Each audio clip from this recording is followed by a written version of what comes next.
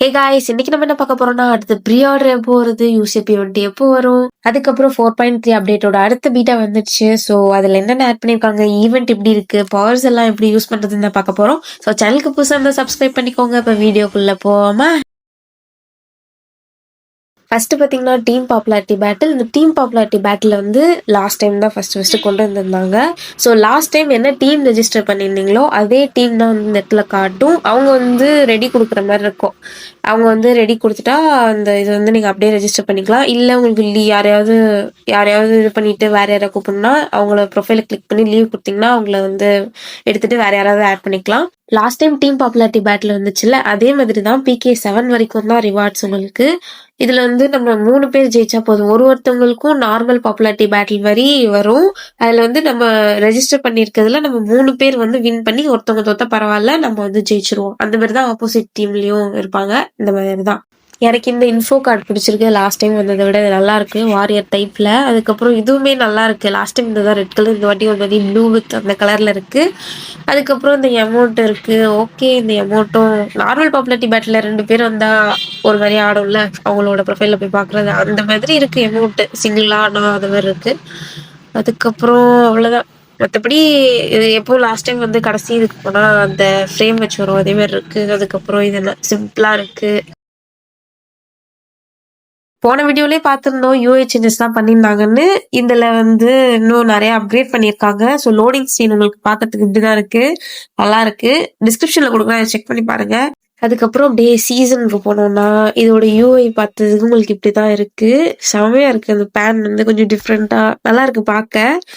Okay, அதுக்கப்புறம் எல்லாத்துக்குமே மாத்திருக்காங்க. Casual சீசனுக்கும் சரி, அல்டிமேட் ராயலுக்கும் சரி, எல்லாத்துக்குமே பார்க்க நல்லா இருக்கு. முன்னாடிதான் வந்து வெறும் ஒயிட்டா ஒரு மாதிரி கண்ணில் அடிக்கிற மாதிரி இருந்துச்சு. இப்போ இதுவே பார்க்க அழகா இருக்கு. சீசன்ல உங்களுக்கு இப்படிதான் இருக்கும், அது உள்ள போயிட்டா உங்களுக்கு இப்படிதான் காட்டுது. அதுக்கப்புறம் இது கேஷுவல் சீசனோட யூஐ. அதோட மிஷின்ஸ் எல்லாம் அப்படி சைட்ல காட்டுற மாதிரி வச்சிருக்காங்க. இதுவுமே பார்க்கறதுக்கு நல்லா இருக்கு. எல்லாமே பிசி டைப்ல இருக்க மாதிரி இருக்கு. அதுக்கப்புறம் பாத்தீங்கன்னா அல்டிமேட் ராயலும் உங்களுக்கு பார்க்கறதுக்கு நல்லா இருக்கு. ஆக்சுவலி எனக்கு இந்த வாட்டி இது எல்லாமே நல்லா இருக்கு, சூப்பரா இருக்கு. லாஸ்ட் டைம் இருந்ததை விட இது நல்லா இருக்கு பார்க்க. லாஸ்ட் வீடியோல இது ஆல்ரெடி பார்த்தது தான். இந்த மாதிரி வெளியே வந்து நீங்க பவர் வந்து செலக்ட் பண்ணிட்டு போற மாதிரி இருக்கும் கரெக்டா. இது வந்து நீங்க செலக்ட் பண்ணிட்டு போய்க்கலாம். பட் இந்த வாட்டி இப்படியே செலக்ட் பண்ணிட்டு போனாலும் ஓகே, உள்ள போய் நீங்க வந்து ஸ்விட்ச் பண்ணிக்கலாம் உங்களுக்கு வேணும்னா. உள்ள போயிட்டீங்கன்னா நீங்க வெளியே என்ன பவர் சூஸ் பண்ணிருக்கீங்களோ அதுக்குன்னு ஒரு சிம்பிள் வந்து இருக்கும். அது கூட ஸ்விட்ச்னு காட்டும். அதை கிளிக் பண்ணிட்டு அந்த மாதிரி 5 பவர்ஸுமே வரும். உங்களுக்கு எது வேணுமோ நீங்க சூஸ் பண்ணிக்கலாம். சூஸ் பண்ணி ஓகே கொடுத்துடணும். மெயின் ஈவெண்ட் பாத்தீங்கன்னா உங்களுக்கு 4 இடத்துல இருக்கும். போச்சின்கி, மில்டா, மேன்ஷனு, அதுக்கப்புறம் ஹாஸ்பிட்டலு. ஒரு ஈவெண்ட்ல பாத்தீங்கன்னா ஒரு ஸ்பெஷாலிட்டி இருக்கும். அந்த மேன்ஷன்ல வந்து குட்டி பொம்மை மாதிரி போட்டிருக்கு. இப்போ வரைக்கும் இதுல என்னன்னு தெரியல. அதுக்கப்புறம் ஹாஸ்பிட்டல்ல பாத்தீங்கன்னா அந்த கிளைட் பண்ணி போற மாதிரி இருக்கும். செகண்ட் ஆனிவர்சரிக்கு இந்த மாதிரி ஒண்ணு வந்துச்சு. பட் அங்க வந்து சூப்பரா இருந்துச்சு அது இதோட. அதுக்கப்புறம் மில்டால பாத்தீங்கன்னா ரேஸ் போலாம் உங்க ஸ்குவாட் ஃபுல்லாவே. அதுக்கப்புறம் பொச்சின்கில வந்து இன்னும் என்னன்னு தெரியல, அது வந்து பிளர்ராவே இருக்கு. ஃபர்ஸ்ட் இறங்க போறது வந்து மேன்ஷன். இந்த மேன்ஷனுக்குள்ள ஒரு பாக்ஸ் மாதிரி இருக்குல்ல, ஆக்சுவலி இது பீட்டான்றதுனால இப்படி ஒரு மாதிரி இருக்கு. இதுக்குள்ள வந்துட்டீங்கன்னா உங்களுக்கு வந்து ஆட்டோ ஹீல் ஆகுது. ரொம்ப ஃபாஸ்டாலாம் சொல்ல முடியாது. இந்த எனர்ஜி ட்ரிங்க்லாம் குடிச்சா அந்த பார் வந்து ஃபுல் ஆகும்ல, அந்த மாதிரி அப்படியே கிராஜுவலாக கொஞ்சம் கொஞ்சமாக ஃபுல் ஆகிடுது.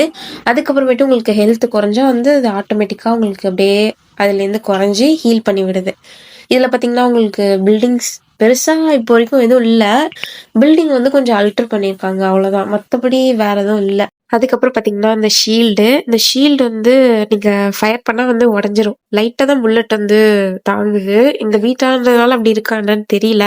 உள்ள இருந்தா நமக்கு வந்து அடி விழாது அந்த ஷீல்டு உடையிற வரைக்கும். அதுக்கப்புறம் உடஞ்சிச்சுன்னா அடி விழுந்துரும். அது கொஞ்சம் செகண்ட்ஸ் தான் இருக்கு அந்த ஷீல்டு. அதுக்கப்புறம் பாத்தீங்கன்னா இந்த விசில் மாதிரி இருக்கு. இதுவும் ஏதோ கிளிச்ல இருக்கு, அதனால இது பேரும் தெரியல, இதுக்கு எதுக்கு யூஸ் ஆகும்னு தெரியல. இந்த மேட்ச் நான் எடுத்துறது வந்து காம்பேட் ஸ்பெஷலைசேஷன். இதுல மொத்தம் 4 லெவலு CBAS. நமக்கு மேட்ச்குள்ள போன உடனே எந்த பவர் எடுத்துட்டு போயிருந்தாலும் நமக்கு சில தான் இருக்கும். அந்த மேட்ச் விளையாட தான் சிலேருந்து பிக்கு மாறும், பிலேருந்து ஏக்கு மாறும், ஏலேருந்து அதுக்கப்புறம் எஸ்க்கு மாறும். இப்போ சில பாத்தீங்கன்னா உங்களுக்கு என்னது, எனிமியை நாக் பண்ணாலோ இல்லை கில் பண்ணாலோ உங்களோட மூவ்மெண்ட் வந்து இன்க்ரீஸ் ஆகும்னு சொல்லி போட்டிருக்கு. ஓகேவா. இதே மாதிரி பியில் வந்து என்னன்னா உங்களுக்கு அதுக்குன்னு ஒரு கிரேட் ஒன்று கிடைக்கும் ஸ்பெஷலா. அதில் அப்படிதான் போட்டிருந்துச்சு, ஸ்பெஷல் வால்ட், பி வால்ட்னு சொல்லிட்டு. அதுக்கப்புறம் வந்து இன்னும் கொஞ்சம் மூமெண்ட் வந்து இன்க்ரீஸ் ஆகிற மாதிரி இருக்கும், இல்லை கொஞ்சம் எக்ஸ்ட்ரா டைம் இருக்க மாதிரி இருக்கும். அதே மாதிரி ஏக்கு பார்த்தீங்கன்னா இன்னும் கொஞ்சம் எக்ஸ்ட்ரா, எஸ்ஸுக்கு பார்த்தீங்கன்னா இன்னும் கொஞ்சம் எக்ஸ்ட்ரா. இது வந்து ஒரு மேட்சும் தான் வரும். நீங்க ஒரு மேட்சும் விளையாட தான் இந்த மாதிரி கிராஜுவலா இன்க்ரீஸ் ஆகும். அந்த மேட்ச் முடிஞ்ச உடனே வந்து மறுபடியும் சீக்கு தான். எந்த பவர் எடுத்தாலும் சீலேருந்து தான் ஸ்டார்ட் ஆகும். எக்ஸாம்பிளுக்கு இது சொல்றேன். இது பெருசா போட்டு குழப்பிக்காதீங்க. அந்த இடத்துல ஃபுல்லா மறைச்சிருக்கு. பட் நான் எடுத்துட்டு வந்த பவர் கூட லெஃப்ட் சைட்ல இங்க பாத்தீங்கன்னா இது வந்து ஏ, ரைட் சைட்ல இருக்கிறது பாத்தீங்கன்னா எஸ். அது வந்து கொஞ்சம் கொஞ்சமா இன்க்ரீஸ் ஆகி அந்த எஸ் ஃபுல்லா ஆயிடுச்சுன்னா நம்ம எடுத்துட்டு வந்த பவர் வந்து எஸ் லெவலுக்கு மாறிடும். அதுக்கப்புறம் பாத்தீங்கன்னா அந்த ஏ ரேங்க் வால்ட்ன்னு இருக்கா. இப்ப நான் ஏல இருக்கிறதுனால ஏ ரேங்க் வால்ட், எஸ்ஸுக்கு போயிட்டோம்னா எஸ் ரேங்க் வால்ட் ஒன்று கிடைக்கும். அப்படியே அது கீழே பாத்தீங்கன்னா பேட்ச் 22 இருக்குது. பீட்டான்றதுனால இப்படி இருக்கு. அந்த இடத்துல ஏதாவது சம்திங் கொடுத்துருப்பான். நீங்க வந்து இது பண்ணுன்னு சொல்லிட்டு எக்ஸ்பி பிளஸ் 16 இருக்குல்ல. இப்போ ஏல இருந்து எஸ்க்கு போறதுக்கு அந்த பார் ஃபுல் ஆகணும்னா நீங்க இதுல வந்து ஏதாச்சும் ஒன்று பண்ணீங்கன்னா பிளஸ் 60 ஆகும். வேற இப்போ பிளஸ் 120 இருக்குல்ல, அதுல ஏதாச்சும் ஒன்று பண்ண சொல்லியிருக்கோம். அது பண்ணீங்கன்னா நீங்க பிளஸ் 120 ஆகும். அந்த மாதிரி தான். இது வந்து இன்னொரு பவர். நான் எக்ஸாம்பிளுக்காக இதுவுமே காட்டியிருக்கேன். எல்லாத்துக்குமே இப்படிதான். லெவல் ஏறுறதுக்குமே இப்படிதான். இப்ப சில இருந்து பி போடும், பில இருந்து ஏ போடும், ஏல இருந்து எஸ் போடும். எல்லாத்துக்குமே இந்த மாதிரி முடிச்சாதான் அது பிளஸ் ஆகி ஒன்னொன்னா மாறும். ஒரு மேட்சும் எல்லா மேட்சுக்குமே இப்படிதான். அதுக்கப்புறம் பாத்தீங்கன்னா வேற ஒரு மேட்ச். இதுல வந்து நான் எடுத்துக்க பவர் வந்து ஹீலிங் ஸ்பெஷலைசேஷன். இதுலயும் சேம் அதே தான். இந்த மாதிரி ஒன்னுத்துக்கும் ஒன்னொன்னு. சில இருந்துச்சுன்னா உங்களுக்கு வந்து ரெஸ்கியூ ஸ்பீடு மட்டும் இன்க்ரீஸ் ஆகும். பி வந்து அதோட அதிகமாகும். ஏ வந்து டீம்மேட் வந்து ரிவைவ் பண்ணக்கப்புறம் அவங்களுக்கு வந்து எக்ஸ்ட்ரா கொஞ்சம் ஹெல்த்தும் வரும். அந்த மாதிரி எஸ் போனீங்கன்னா இன்னும் கொஞ்சம் ஹெல்த் வர மாதிரி இருக்கும். இந்த வாட்டி இறங்குறது பாத்தீங்கன்னா போச்சின்கி இந்த பலூன்ஸ் எல்லாம் வந்து சும்மா 8th ஆனிவர்சரிக்காக வச்சிருக்காங்க. மத்தபடி இந்த ப்ளூ ஜோன் தான். எல்லா ஈவெண்ட்ஸ்லயுமே இந்த எல்லோ ஈவெண்ட்ஸ்லயுமே எல்லோ ரீகால் உண்டு. ரீகால் கார்டு எல்லாம் இன்ன வரைக்கும் நான் எதுவும் பார்க்கல. அதே மாதிரி அந்த ப்ளூ ஜோன்குள்ள போனாதான் வந்து உங்களுக்கு எல்லோ ரீகால் வர மாதிரி இருக்கு இந்த பீட்டால. சோ பாக்கலாம். எல்லா ஈவெண்ட்லயும் சேம் தான். பில்டிங்ஸ் எல்லாம் கொஞ்சம் அல்டர் பண்ணியிருப்பாங்க. உங்களுக்கு சென்டர் பாத்தீங்கன்னா இதுதான். இது சென்டர்ல இப்போதைக்கு லூட்ஸ் எதுவுமே வரல. F7 மட்டும் தான் வந்துச்சு. சோ இப்படிதான் இருக்கு. இந்த மேட்ச்ல மட்டும் தான் நான் இந்த பாக்ஸ் வந்து பார்த்தேன். ஆக்சுவலி நான் இந்த வாட்டி ஹீலிங் பவர் தான் வந்து எடுத்துட்டு வந்திருக்கேன். சோ இந்த மாதிரி இந்த பாக்ஸ் இருக்கு. நான் ஒரு பவரோட ஒரு இதுக்கும் நான் வால்ட் சொல்லியிருந்தேன்ல. ஒரு லெவலுக்கும் இந்த பி, ஏ, எஸ் வந்துச்சுன்னா S type vault, P vault அந்த மாதிரிலாம் இருந்துச்சுல்ல. மேபி இது அதுவா தான் இருக்கும். ஏன்னா நான் ஹீலிங் பவர் எடுத்துட்டு வந்தப்போ அதான் மட்டும்தான் நான் இதை பார்த்தேன். அதுக்கப்புறம் நான் அதை பார்க்கல. மற்ற பவர்ஸோட வால்ட் எல்லாம் எதுவும் இந்த வரைக்கும் பார்க்க முடியல. ஸோ மேபி அதுவா தான் இருக்கணும் இது.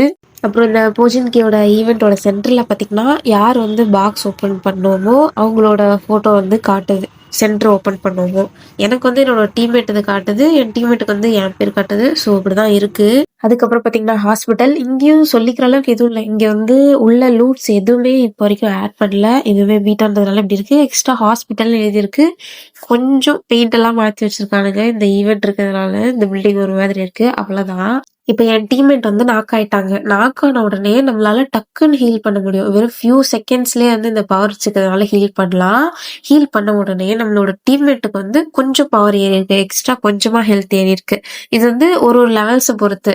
இப்போ ஏ, பி, சி சொன்னேன்ல, எஸ் தான் இருக்கிறதுலே ஹையஸ்ட். ஸோ அந்த மாதிரி ஒரு இதுக்கும் தகுந்த மாதிரி எக்ஸ்ட்ரா வந்து கொஞ்சம் ஹெல்த் வரும். அந்த மாதிரி தான் நான் சொன்னேன்ல. ஒரு பவர்ஸ்க்கும் இந்த மாதிரி முடிக்க மாறுன்னு சொல்லிட்டு இந்த வாட்டி எனக்கு ஏல இருக்கு. ஓகேவா? இப்போ எஸ் மாறிடுச்சு. ரிவைவ் பண்ணி முடிச்ச உடனே இந்த மாதிரி எந்த பவர் எஸ்ல மாறினாலும் உங்களுக்கு சைட்ல இந்த மாதிரி ஒரு பட்டன் வரும். இது வந்து கிளிச்சுன்றதுனால இந்த கார்பெட் பறக்கிற மாதிரி இருக்கு.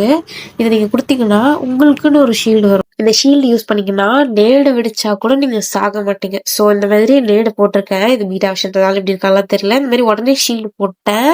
ஷீல்டு போட்டோன்னே எனக்கு கொஞ்சம் கூட வந்து டேமேஜ் ஆகல. சென்டர்ல வந்து ஒரு பிளாக் மாதிரி இருந்து ஃபுல்லா எல்லோ சர்க்கிள்ல ஒண்ணு ஆயிடுச்சா. அது வந்து இந்த ஷீல்டோட ஹெல்த் அப்படிதான் இருக்கணும். அது ஃபுல்லா எல்லோ ஆயிடுச்சுன்னா அந்த ஷீல்டு வந்து போயிடும். அந்த மாதிரிதான் ரைட் சைட்ல ஓடிட்டு இருக்கிறது அந்த பறக்கிறது கூட ஓடிட்டு இருக்கிறது வந்து டைம். அந்த டைம் முடியும் போது இந்த ஷீல்டுவே போயிடும். அதுக்கப்புறம் கூல் டவுன் டைம் முடிஞ்சுதான் மறுபடியும் இந்த ஷீல்டு வந்து நம்மளால யூஸ் பண்ண முடியும். நான் தான் இந்த ஹீலிங் பவர் எடுத்துட்டு வந்தேன். ஸோ என்னால மட்டும்தான் இந்த பவர் யூஸ் பண்ணி ஃபாஸ்டா ரிவைவ் பண்ண முடியும். மற்றபடி டீம்மேட் ரிவைவ் பண்ணா அது வந்து நார்மல் ஸ்பீட்ல தான் இருக்கும். இந்த ஷீல்டு வந்து கன் ஃபயர், அதுக்கப்புறம் நேடு இந்த மாதிரி தான் வந்து காப்பாத்துதே தவிர ஜோன்லாம் வந்து அவுட் ஆஃப் ஜோன்ல இருந்தீங்கன்னா உங்களுக்கு ஹெல்த் குறையும். அதுக்கப்புறம் உங்களுக்கு டின்னர் வச்சிங்கன்னா யூஐ இப்படிதான் வருது. பார்க்க இதுமே நல்லா தான் இருக்கு. அதுக்கப்புறம் இதை ஆல்ரெடி பார்த்தோம்னா இதுவே பிளஸ் ஆகிற பாயிண்ட்ஸ் எல்லாம் அப்படிதான் வரும். அதுக்கப்புறம் MVP எப்பவும் போல இருக்கு. தெரியல மாறுமான்னு. அதுக்கப்புறம் இந்த இடத்துல உங்களுக்கு MVP மாறி இருக்கு. அதுக்கப்புறம் ஸ்கிரீன்லாம் ஃபுல்லா பார்க்க இப்படிதான் இருக்கு. அதுக்கப்புறம் ஹாஸ்பிட்டல்ல வந்து உங்களுக்கு இந்த மாதிரி கிளைட் பண்றது இருக்குன்னு சொல்லல. அது வந்து பாத்தீங்கன்னா உங்களுக்கு ஹாஸ்பிட்டல் இந்த மாதிரி லெஃப்ட் சைட்ல இருக்கும்.